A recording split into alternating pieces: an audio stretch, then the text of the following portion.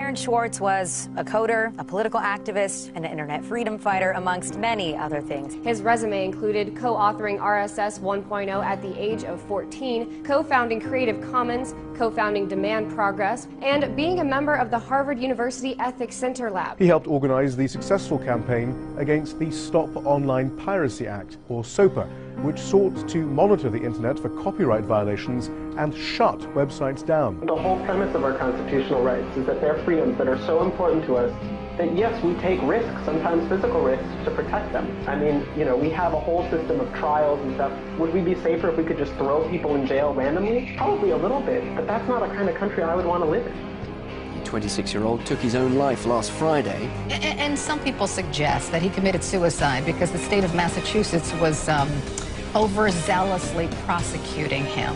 He faced the possibility of $4 million in fines and more than 50 years in prison. My God, what did he do to deserve that kind of punishment? All this for illegally downloading academic documents. Let me give you a sense of perspective. Threatening the president, my God, that's really serious, right? That can get up to 5 years in prison. Knowingly spreading AIDS, maximum of 10 years in prison. Well, come on, selling child pornography, right? That's got to be much worse. Maximum of 20 years in prison. Selling slaves, just that act, maximum of 20 years in prison. Bank robbery, 20 years. Armed bank robbery, maximum of 25 years in prison. Helping terrorists develop a nuclear weapon, well, that's got to be more, right? Wrong. 20 years in prison. 20 years in prison for helping Al-Qaeda develop a nuclear weapon. But what Aaron Swartz did, face up to 50 years in prison. Now, I know it's multiple counts, but this is the trick that they always do. Oh, well, that one time that I think you were hacking in, that's a count. And the other time that was like 3.5 minutes later, that's another count, and that's another count. And we add all these together and we get 50 years. Why? We want to intimidate you, we want to bully you, we want to pressure you, we want to break you. It is grotesque. Swartz was, quote, driven to the edge by what a decent society would only call bullying. The Archive Network, which stood to be harmed the most, declined to press charges. They said, we will not even pursue civil charges. It's not that big a deal. It's not that important. Nonetheless, the government proceeded. There was nobody hurt by these actions, right? And to really see the federal government and prosecutors go after it so aggressively, to throw the book at someone like that, just, you know, really makes you question some of the priorities. It really looks like the prosecutors were acting not out of a sense of justice or responding to harm, but as if they have a vendetta or they're making an example. I mean, I can't even imagine how scary and terrible that must be to have your government hell-bent on putting you in a cage for 30 years for downloading some PDFs. They say our interpretation of this law is that if you violate the terms of service of anything that you have a contract with, we can put you in jail. It's a felony. Do you know the government's used this in the past? There was a case of the woman who created a fake account on MySpace. Nobody was on her side. She was bullying a young girl, etc. But the actual charge that they went after her is the same one they were going using Swartz. They're saying that creating a fake profile on MySpace was a felony because it violated the terms of service of MySpace. A felony. Who hasn't violated terms of service of the hundreds of things you've signed up to online? Are you positive you haven't violated any of them? See, what it allows the government to do is selective prosecution. Since the law is so broad, they selectively prosecute the people they don't like. One of the things that he was charged with was wire fraud. You know who was not charged with wire fraud? HSBC, which did wire fraud, money laundering, which the government says they did, with the largest drug cartels in the world, and with Al-Qaeda, and with Iran. For that, they faced a fine, but the prosecution, the Justice Department, that's so concerned about Aaron Swartz, came out and said, oh, I'm sorry, there's nothing we can do if we prosecuted any of those banking executives. It might endanger the bank, which might endanger the global economy. So you can do wire fraud with the largest drug cartels and terrorists in the world, but don't you dare violate a term of service, because then the government will come to get you, because you are dangerous.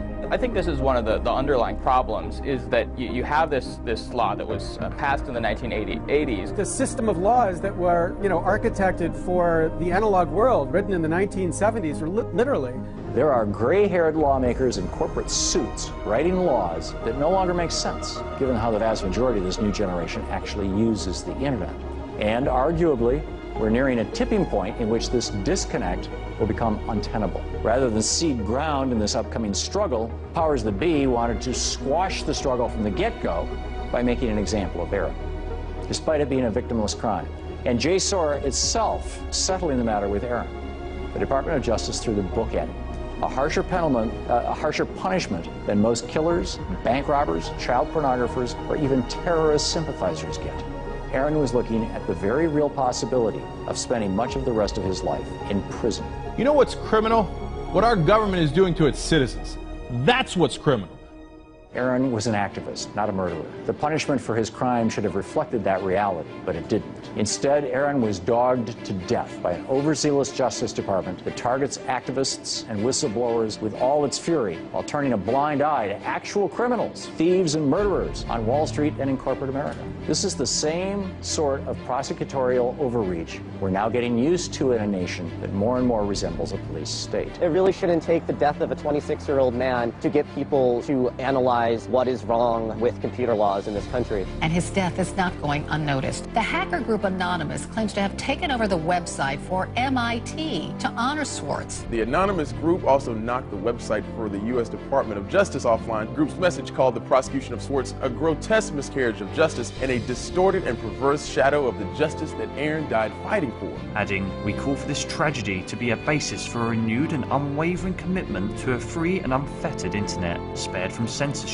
with equality of access and franchise for all. Yeah, and they put up a message out there, calling for the reform of computer crime laws. They're definitely not the only ones. In the wake of Aaron Swartz's death, let's fix draconian computer crime law. The Obama administration, of course, how do they respond to perhaps amending this law, which is what everybody's calling for today? Removing parts of the law could make it difficult or impossible to deter and punish serious threats from malicious insiders. So the answer is no. We will not amend the law. We will use it to crush our own citizens. That's the government we have. Often out of the tragedy of death comes a spark that makes life better for the rest of us who are living.